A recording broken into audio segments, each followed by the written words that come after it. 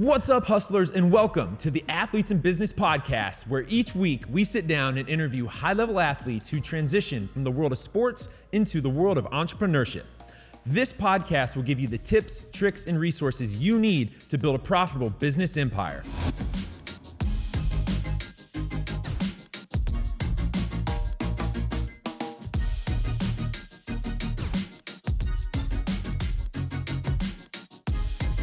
So Tony, tell me, we were sitting down chatting that one day. I think we were actually at the Standard in Miami, and the idea kind of hit to do this podcast. So what was your motivation? What was your ambition behind this? Well, everybody who plays a sport usually gets characterized as just an athlete. And so in this day and age, there's so much range and versatility with the common athlete in the business world too as well.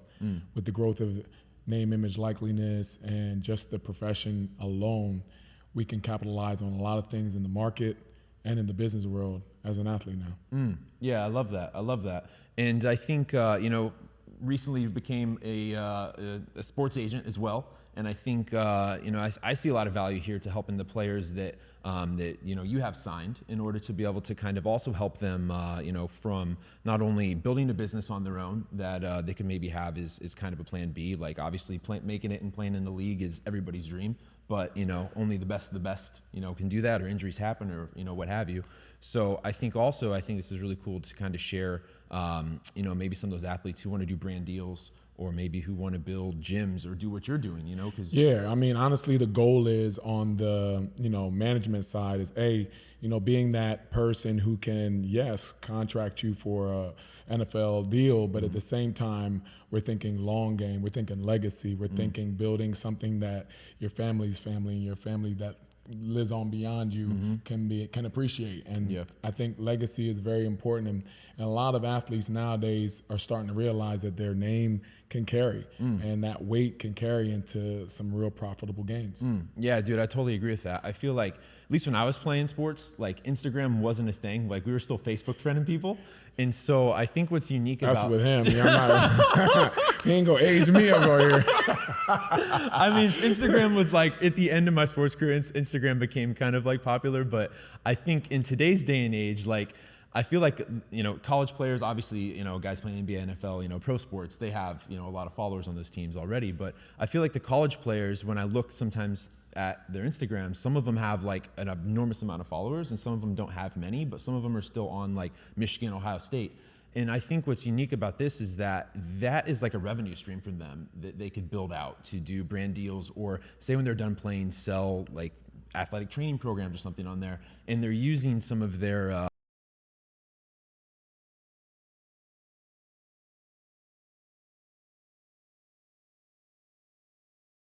or an athlete, because that it's not for long.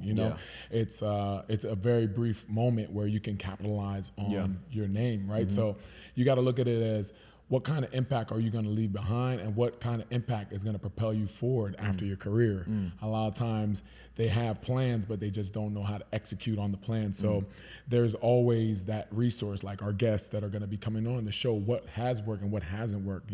Hindsight is 20/20. So like, if you can get an opportunity to expose some of the things that you can improve on outside of like what people have made mistakes on before, then you can be a lot more successful going into a lot of these business deals. Yeah, I love that. So what was your story? Because I know you were a Division I college basketball player, and then you started a business. You got beat the gym here. And so what was your motivation to do that? What was your impact? How'd you get into that? Yeah, my motivation actually started, I knew by probably my sophomore, junior year that I probably wasn't going to go and play for a professional team. So I knew right away that I had to have a plan B.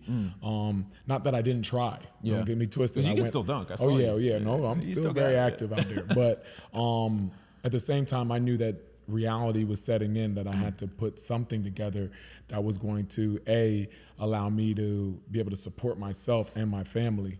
And I really just started getting into the educational space of performance, and then the minor space of sports management. So just seeing like the opportunities that sports had for me at the time, I realized, hey, it's more than just playing the game well. There's an outside world of resources and an outside world of opportunity that we don't ever get taught, you know, and it's something that we had to do it, you know, through experience. But now with all the tools out there, I realize that you can actually expose this and allow people to see it earlier. So with me personally, it took a lot of experience of learning what worked for some guys and what didn't work for other guys in the space. Yeah. So for training and getting ready for my particular sport, it was easy for me to put it together that, okay, this space is needed. These guys have to train and they have to be at top peak performance. So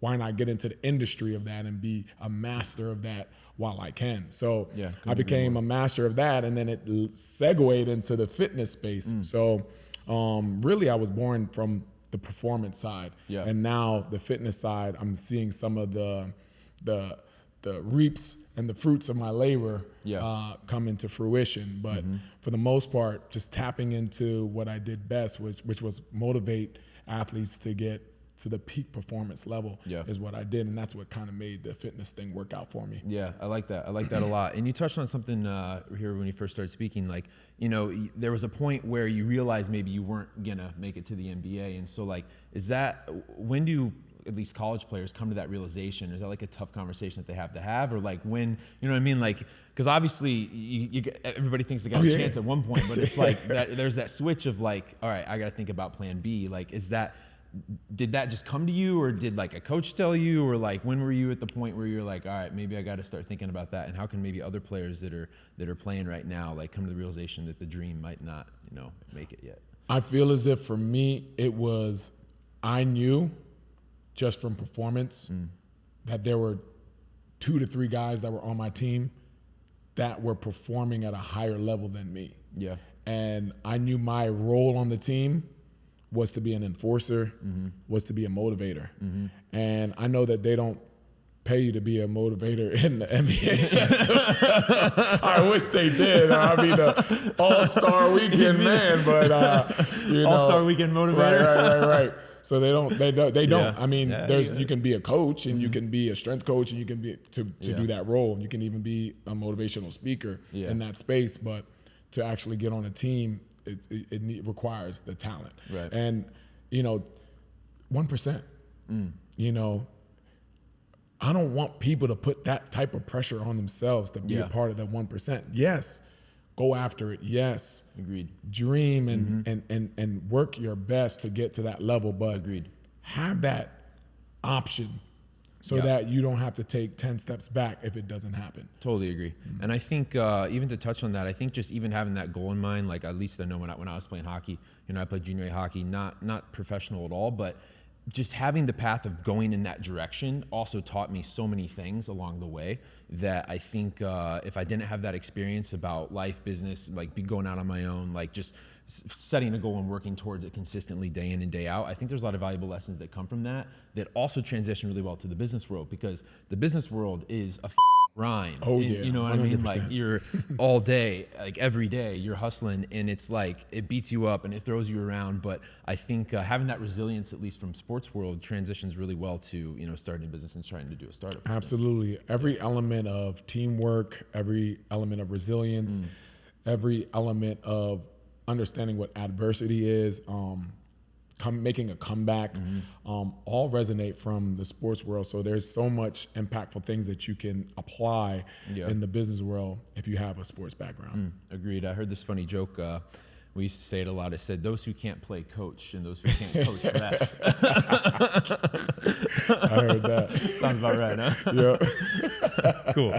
Cool. So we'll try to, you know, keep banging these podcasts out and these episodes out here consistently, and trying to give people you know, as much content as what we can to help them in their goals. And, you know, we'd love to, you know, check out the podcast, share it with your friends and family if you find something valuable in it. And, you know, we look forward to having you tune in a little bit more. That's right, guys. Sports mediators connecting athletes to business. Let's get it.